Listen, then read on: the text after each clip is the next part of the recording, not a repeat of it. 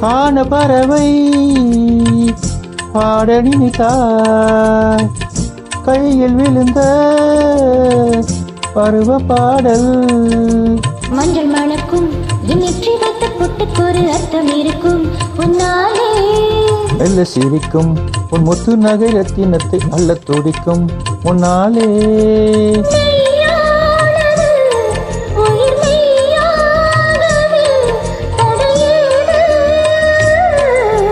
நீ பாதி நான் பாதி கண்ணே. அருகில் நீ இன்றி தூங்காது கண்ணே. நீ பாதி நான் பாதி கண்ணா.